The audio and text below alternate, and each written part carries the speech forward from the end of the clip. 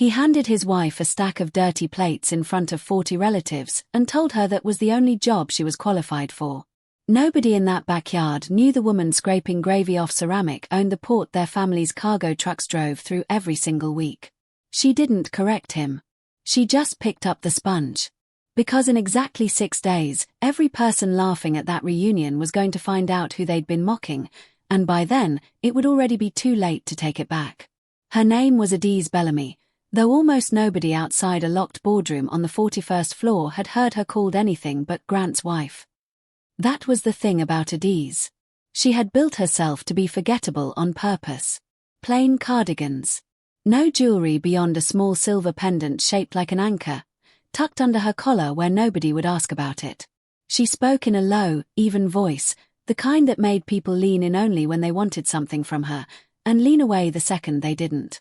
People looked at her across a room and saw a tired housewife who probably clipped coupons and packed sensible lunches. They were catastrophically wrong. But on the afternoon this story begins, not one soul at the Whitfield family reunion knew that.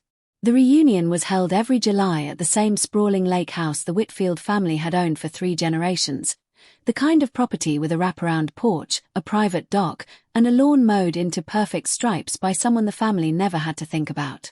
Adaeze had helped plan it. She'd ordered the tents.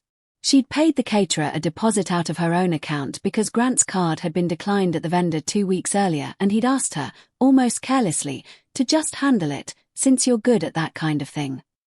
She was good at a lot of things. Grant had simply never bothered to ask which ones. Grant Whitfield had just made partner at his father's investment firm, and this reunion was, unofficially, his coronation. He'd told the story of his promotion 4 times already by 2 in the afternoon, each retelling a little louder than the last, each one somehow making Adaeze's contribution to their household a little smaller. Watch what happens in the next 10 minutes, because this is the moment the entire rest of the story hinges on, and almost nobody in that yard was paying close enough attention to catch it. Grant's mother, Corinne, found Adaeze near the drink table and looked her up and down the way you'd inspect a stain on a tablecloth. Still wearing that same cardigan, I see, Corinne said, not quite under her breath. You'd think marrying into this family would have inspired you to dress the part a little more. A cluster of cousins nearby laughed the soft, cruel laugh of people who've decided in advance who the joke is going to be. Adaeze only smiled and reached for a pitcher of lemonade. Grant's younger sister, Whitney, drifted over next, phone already loose in her hand the way it always was when she was hunting for content. So what is it you actually do all day? Whitney asked, tilting her head like the question was innocent. Grant's out here closing 8-figure deals and you're, what, doing the grocery run? I manage a few things, Adaeze said quietly. Nothing exciting. Sure, Whitney said, already turning away, already bored, already certain she knew the whole story. She did not know the story. Nobody in that yard knew the story. And the story was about to get a great deal worse before anyone found that out. That's when Vanessa arrived. Grant's business partner's wife, tall, polished, dressed for a rooftop launch party rather than a lake house barbecue, the kind of woman who photographed every plate of food before she ate it. Grant's whole posture changed the second she stepped out of her car. He crossed the lawn to greet her before he'd even finished his sentence with his own mother, and something tightened low in Adaeze's chest, a cold, familiar feeling she'd been swallowing for months. Everyone, Grant announced, waving Vanessa toward the crowd like a prize he was unveiling. This is Vanessa. She basically runs half of Marcus's portfolio. Smartest woman I know. Nobody introduced her to the wife standing 8 feet away holding a lemonade pitcher. I want you to sit with that detail for a second, because the narrator noticed it even if Grant didn't. A room full of relatives, and the one person Grant forgot to introduce was the one he'd married. Adaeze watched her husband laugh at something Vanessa said that wasn't especially funny. She watched him rest his hand on the back of Vanessa's chair 5 minutes later at the long picnic table, an inch too familiar to be accidental. She watched Whitney lift her phone and start filming candids of the two of them for the group chat, giggling like she already sensed a story was building. A wife always knows before anyone tells her anything. Adaeze had known for weeks. The late meetings. The new cologne. The phone that used to sit face up on the counter and now never left his pocket. She had been hoping, quietly and stubbornly, that she was wrong. She was not wrong. And in about 90 minutes, she was going to find out exactly how wrong she'd been to hope. Dinner came and went in a blur of potato salad and performative laughter, and then Corinne stood up at the head of the table and clinked a fork against her glass. Before dessert, Corinne said, beaming at her son, I think it's only right that someone handles cleanup so the rest of us can actually enjoy each other's company. Grant, sweetheart, why doesn't your wife take care of the dishes? Lord knows it's about the only thing on today's schedule she's actually equipped for. The table laughed. Actually laughed, forks paused mid-air, out loud, like it was the funniest thing anyone had said all summer. Grant didn't defend her. Grant didn't even hesitate. He picked up a stack of plates crusted with barbecue sauce and set them directly in front of his wife with a small, satisfied smile. The kind of smile a man wears when he's about to enjoy watching someone shrink. She loves this stuff, he said, loud enough for the whole yard to hear. Domestic tasks. It's basically her whole skill set. He turned to Vanessa and added, almost as an afterthought, keeps her out of trouble. 40 people. 40 relatives, some of whom Adaeze had known for 12 years, sat in lawn chairs under string lights and watched a grown woman get handed someone else's dirty dishes like a servant, and not one of them said a word in her defense. Here is where the narrator needs you to look closely, because this is the exact moment everything after this story was built on. Adaeze did not argue. She did not throw the plate. She did not storm off toward the car. She picked up the stack, walked it to the outdoor sink beside the pool house, and began to wash. Whitney filmed it. Of course she filmed it. She captioned the video "The help has arrived" with 3 laughing emojis and posted it to the family group chat before the water even ran warm. Vanessa watched over the rim of her wine glass and said nothing, which was somehow worse than if she'd laughed out loud. And Grant went back to holding court at the head of the table, refilling Vanessa's glass, basking in a kind of attention he had convinced himself he'd earned all on his own, while 40 feet away his wife stood at a sink with her sleeves pushed up and her hands in grey dishwater, saying absolutely nothing. But she wasn't thinking about the plates. She was thinking about a dock in a small coastal town 400 miles away, and a man named Adaeze Bellamy, and a promise she'd made to him before she was old enough to understand exactly how heavy that promise would one day become. To understand what was really standing at that sink, we have to go back. Years back. Long before the cardigans and the string lights and the family that had never once bothered to ask her a real question. Adaeze grew up on the working end of a fishing harbour in a town so small the highway signs barely mentioned it. Her grandfather, Silas, ran a 2-boat tugboat outfit that guided cargo barges safely through a treacherous channel where the current could tear a hull apart if you didn't know exactly where the rock sat beneath the surface. He wasn't rich. Some winters, he wasn't even close to comfortable. But he had 2 things most of the wealthy families up the coast never managed to earn: a reputation nobody questioned, and a granddaughter who watched everything he did.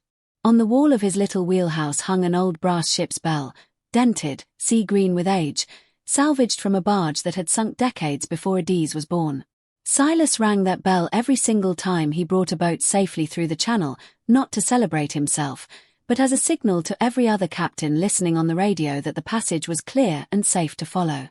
One frigid January, when work had dried up and the cupboards at home were closer to empty than either of them wanted to admit, a wealthy shipping broker offered Silas triple his normal rate to guide an overloaded barge through the channel during a storm warning, no questions asked, cash on delivery. It was the kind of money that would have carried them through the whole winter. Silas said no. Little Adaeze, 12 years old and terrified of the empty pantry, couldn't understand it. That night on the porch, she asked him why he'd turned down money they so clearly needed. He held the small brass bell in his weathered hands and looked at it a long time before he answered. "This bell only means something," he told her. "As long as everyone who hears it knows I'd never ring it unless the water was actually safe. The day I ring it for a payday instead of the truth, it stops being a bell. It's just noise." He pressed it into her small hands. "Your name is going to mean something too, someday, whether people can see it yet or not. Don't you ever let anybody rush you into ringing it early. And don't you ever let anybody convince you that you're only as valuable as the loudest thing you're carrying." She kept that bell her whole life. Small enough to fit in a coat pocket, later small enough to sit at the bottom of a purse. It had been in her bag at her wedding. It had been in her bag in the hospital waiting room the year her grandfather died. And it had been in her bag that afternoon at the lake house, sitting 18 inches from a sink full of someone else's dirty plates. Silas taught her patience the same way he taught her honesty, in small quiet lessons that never felt like lessons at the time. Anybody can be loud about money, he used to say, watching the barges glide past. Loud money spends itself trying to convince people it's real. Quiet money doesn't have to convince anybody of anything. It just waits. He taught her that people reveal exactly who they are the moment they believe you have nothing to offer them, and that you should never waste energy arguing with what they've already shown you. Believe them the first time, he told her. Save your breath for people who deserve it. Silas passed away when Adaeze was 21, leaving behind a modest wooden house, 2 aging tugboats, and that small brass bell. What he left her that mattered far more than any of it, though, couldn't be written into a will. He left her a spine built out of salt air and hard winters. He left her the specific, unshakable calm of someone who has already survived being underestimated by people who mattered far less than they believed they did. So when Adaeze met a charming, ambitious young analyst named Grant Whitfield 11 years ago, a man with expensive taste and a thin bank account, and watched the world slowly hand him titles that inflated his sense of himself year after year, she wasn't naive about what she was watching. She'd seen this transformation happen before, from a distance, to other people. She just never truly believed it would happen to her own husband. Even the steadiest heart can still be cracked open by that particular betrayal. Now back to the sink, back to the dishwater going cold under the string lights, because the story doesn't slow down from here. It only tightens. The days after the reunion did not get better. They rarely do, right before everything turns. Grant came home from the lake house buzzing, practically glowing, and didn't so much as glance at his wife's hands, still faintly pink and raw from an afternoon of dishwater. Vanessa had been texting him all week, he mentioned casually over dinner, feeding him thoughts about how a man at his level needed a partner who could actually operate in his world, not someone who was, in Vanessa's words that Grant repeated without apparently noticing how cruel they were, more comfortable in an apron than a boardroom. Corinne fed the fire every chance she got. "You've outgrown her, sweetheart," she said over the phone one evening, her voice carrying easily through the thin wall separating the kitchen from the hallway where Adaeze stood frozen, a stack of mail in her hands. "She was fine when you two had nothing. But you're somebody now. Vanessa understands the life you're stepping into. This one still thinks a nice night out is a barbecue." Adaeze didn't storm into the room. She didn't confront either of them. She pressed her palm flat against the cool plaster wall, closed her eyes, and let the words move through her the way she had trained herself to let so many cruel words move through her over the years without ever letting them settle. Then came the video. Whitney's dishwater clip had made its way through the entire extended family group chat by the following Tuesday, 40-some relatives liking and commenting, aunts adding laughing emojis, a cousin captioning a screenshot with "She really does love her chorsel." Adaeze watched it exactly once, her own face small and unreadable on the little screen, hands moving mechanically through grey water while relatives laughed somewhere off camera. She set the phone face down on the counter afterward and said nothing at all. There were smaller cruelties too, the kind that don't make it into a dramatic retelling but wear person down far more efficiently than one loud humiliation ever could. Grant stopped introducing her at office functions altogether, letting colleagues assume she was simply staff helping with the coat check. He cancelled their anniversary dinner over a work call and rebooked it, then cancelled again, until the reservation quietly expired and neither of them mentioned it. He started leaving his phone locked and face down on the nightstand, a habit he'd never had in 9 years of marriage, and when Adaeze noticed, he told her she was being paranoid, that a man in his position needed privacy, as if privacy from your own wife was simply a feature of success she hadn't earned the right to question. She absorbed all of it the way she'd absorbed everything else, filing it away without comment, the same quiet ledger-keeping she'd learned from a man with a brass bell and a two-boat dock decades earlier. Not because she'd forgotten how to feel it. She felt every single one of those small erasures. She simply understood, better than anyone in that family ever gave her credit for, that reacting to cruelty in the moment rarely changes the person delivering it. It only gives them a story to tell about how difficult you were being. Vanessa grew bolder by the week. She started appearing at events she had no real reason to attend, standing a little too close to Grant, touching his arm in a way that had stopped pretending to be professional. One afternoon she showed up at the house Adaeze and Grant shared, walked straight through to the kitchen like she already had a key, ran her fingers along the counter Adaeze had picked out herself, and said, without a flicker of shame, "It's nothing personal. Some women are built to run a household. Some are built to run a room. I think we both already know which one you are." And then, on a Thursday evening that started out completely ordinary, Grant set a manila folder on the kitchen table. The same table where Adaeze had once spread out spreadsheets at 2 in the morning helping him prep for interviews nobody paid attention to at the time. "I want a divorce," he said, no preamble, no softness, like he was closing out a line item. "You came into this marriage with nothing, Adaeze. I think it's only fair you leave the same way. Don't make this ugly." He picked up his keys and walked out, already dialing a number before the door had fully closed behind him. I won't pretend that moment didn't break something in her. It did. She sat alone at that kitchen table for a long time after the door shut, lights off, the folder untouched in front of her, feeling every single year of quiet effort she'd poured into people who had decided, without ever really looking, that she was worth nothing. Her hands trembled. Her chest felt hollowed out in a way she didn't have words for. She reached into her purse and closed her fingers around the small, worn brass bell. You might think this is where she finally broke completely. I thought so too, watching this story unfold. But then her phone rang, an incoming call from a number that only a small handful of people on this earth were ever given, and she lifted it to her ear. She listened. Her eyes closed. And her trembling hands went still. Perfectly, completely still. Because here is the truth that Grant, and Corinne, and Whitney, and Vanessa never once bothered to uncover. Not in 11 years of marriage, not in a single conversation, not in a single quiet moment where they might have actually asked her a real question and listened to the answer. While they believed Adaeze Bellamy spent her days doing nothing more ambitious than errands and dish duty, she had spent the last decade quietly building an empire under her maiden name, through a holding company nobody outside a locked boardroom had ever connected to Grant Whitfield's soft-spoken wife. She had started small, buying up a single struggling shipping terminal her grandfather used to guide barges through, the very same channel he'd once refused to risk for dirty money. She reinvested every dollar instead of spending a cent of it.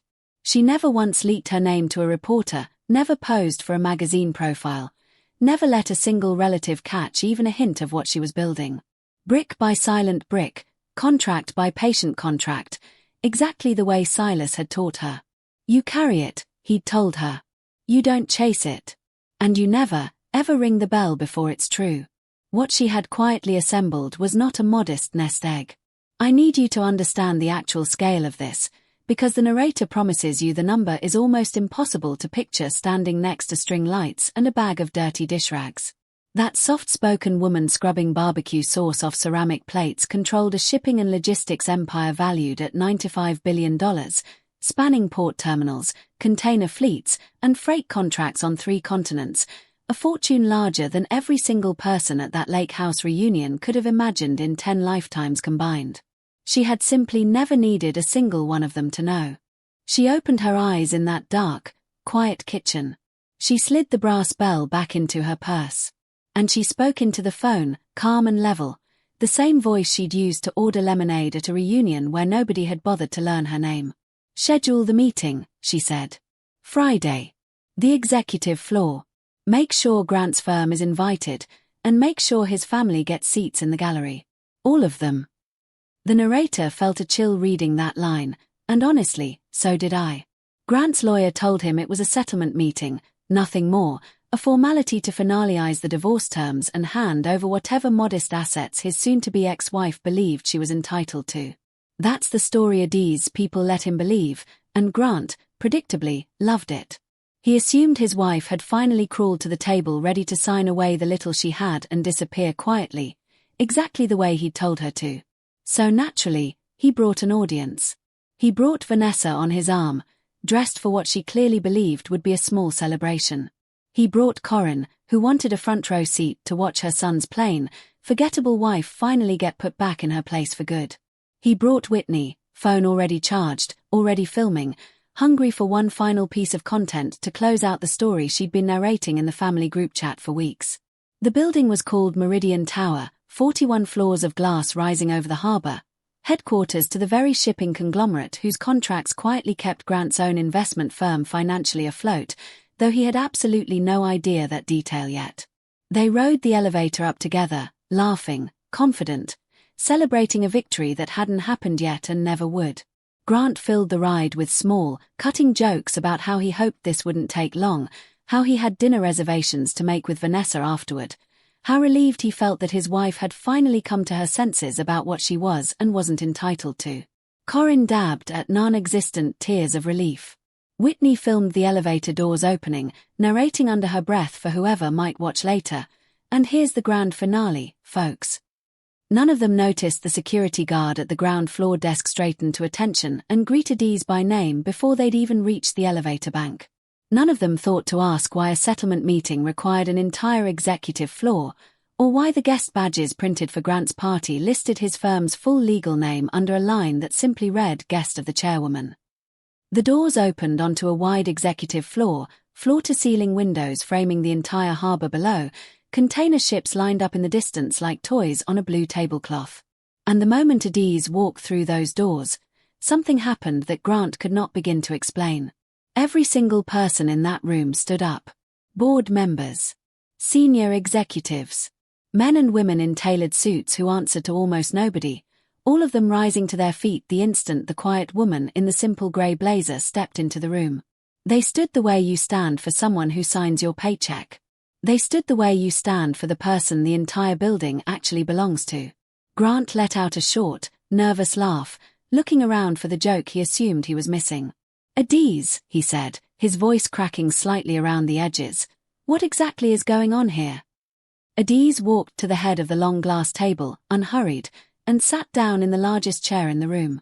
A silver-haired man stepped forward, the chairman of the board, and addressed the room in a voice thick with genuine respect. "For those who don't already know her," he said, "this is the founder and majority owner of Bellamy Maritime Holdings. This building, this port, and the shipping contracts that keep half the freight companies in this city operational all answer, ultimately, to this woman. I'd ask that everyone give her their full attention." The silence that followed didn't land all at once. It came apart in pieces, slow and unraveling, and that made it so much worse for the people watching it happen to them. Vanessa's hand slid off Grant's arm first, quietly, almost on its own, like her body understood the truth a full beat before her mind caught up. Corinne sank into the nearest chair without anyone telling her to, her mouth opening and closing with nothing coming out. And Whitney was still holding her phone up out of pure habit, recording, until the weight of what she'd posted weeks earlier finally landed behind her eyes. That laughing video. The one she'd captioned, "The help has arrived." It had just been watched, she realized, by the niece of the woman who owned the very floor they were standing on. Her arm dropped slowly to her side. The chairman wasn't finished. 11 years ago, he continued, a young woman walked into a small regional bank with a plan that most men in finance laughed her out of the building for proposing. No name, no family connections, no inherited capital. What she had was patience, an eye for undervalued assets nobody else understood, and a willingness to wait years for a return other investors weren't disciplined enough to wait for. She built one of the largest privately held shipping empires on this coast, and she did it while most of the people in this room, myself included at the time, assumed she was simply somebody's wife. Grant was still standing, still searching for a foothold. "Owns? What is he talking about, Adaeze? You keep the house. You handle the little errands. You." "I keep the house," Adaeze said gently. "Yes. And I keep a great deal more than that, Grant. I simply never needed you to clap for it." She looked at him then, and there was no fury in her expression, which somehow undid him more completely than rage ever could have. "You handed me a stack of your family's dirty dishes in front of 40 people, she said, and told them it was the only job I was qualified for. I want you to understand something. I let that happen. I could have stopped it with a single sentence. I let the whole yard watch, because I needed to see, once and for all, exactly what kind of man I'd built my life around." She slid a folder down the length of the table. Grant opened it with hands that had started, very visibly, to shake. Inside was a summary of the financing arrangement that had quietly propped up his firm's biggest accounts for the past 3 years, credit lines extended through Bellamy Maritime's banking partners, terms he had never once questioned because questioning them had never occurred to him. His success, the corner office, the partner title he'd been so loudly proud of at that reunion, all of it had been resting on a foundation his own wife owned outright, and she hadn't needed to lift a finger to remind him of it. She had simply, quietly, stopped choosing to hold it up. "Everything you thought made you too important for me," she said softly, "was sitting in my hands the entire time." Vanessa had already begun backing toward the elevator, her heels clicking a slow, uneven retreat across the marble floor. Adaeze noticed, and so did everyone else in that room. Her voice caught, just once, just for a breath, the only crack in an otherwise perfectly composed afternoon. "That reunion," she said, "the dishes you handed me in front of your entire family to make me feel small. I want you to understand, Grant, this company clears more in profit during the time it takes you to load a dishwasher than that entire property is worth. And I would have washed those plates 1,000 more times, gladly, if it meant you actually loved me while I did it. That's genuinely all I ever wanted from you. Not the title. Not the apology you'll never fully mean. Just to be chosen by the man I helped build." The room held its breath. Grant opened his mouth. Nothing came out. He looked around that glass office, searching every face for a single person willing to meet his eyes, and found none. Vanessa had already reached the elevator. His mother sat frozen in her chair, staring down at her own folded hands. His sister was still gripping a phone that now held nothing but evidence of exactly who they'd all chosen to be. Not one executive in that room would look at him. "Adaeze," he finally managed, his voice breaking apart. "Please. We can fix this. I didn't mean." "You did mean it," she said quietly. "You planned it, Grant. You handed me those dishes on purpose, in front of an audience, because it made you feel taller." She stood, smooth and unhurried, gathering her folder. "That's the real difference between us. I spent 11 years trying to make you feel bigger than you were. You couldn't survive a single afternoon without trying to make me feel smaller than I've ever actually been." She reached into her purse, felt the small brass bell settle familiar and cool against her fingers, and closed her hand around it. "We're finished," she said. No anger in it.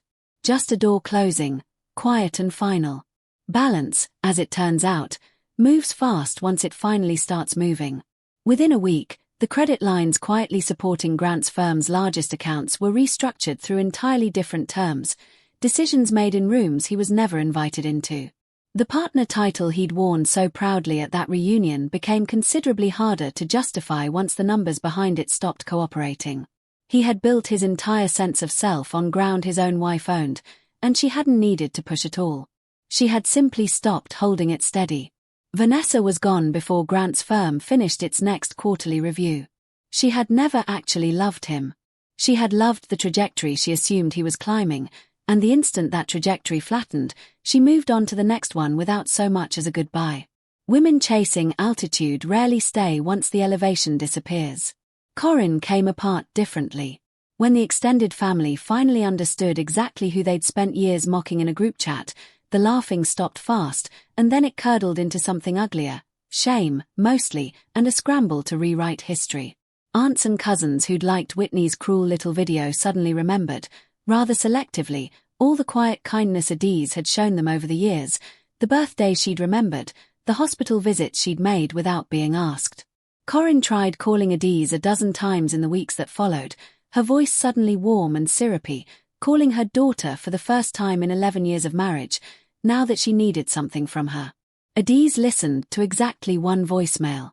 Then she set the phone down, gently, and never called back. Some doors don't slam shut. They simply stop opening. The cruelest consequence for Corinne wasn't anything Adaeze did to her directly. It was the silence. Adaeze never told a single relative the full story of what Corinne had said behind that thin hallway wall. Never spread it, never weaponized it. She didn't have to. The truth found its own way through the family, the way truth eventually always does, and Corinne got to watch, in real time, as a lifetime of caring desperately what other people thought of her turned to something she could no longer control. Whitney's video did its final, unintended work too. What had once been a cruel little trophy clip, proof that her brother had put his wife in her place, became something else entirely once the context caught up to it, evidence of exactly who this family had chosen to be when they believed nobody powerful was watching. It circulated again, but nobody was laughing at Adaeze this time. They were shaking their heads at everyone standing behind her in that backyard. And through all of it, Adaeze never once gloated.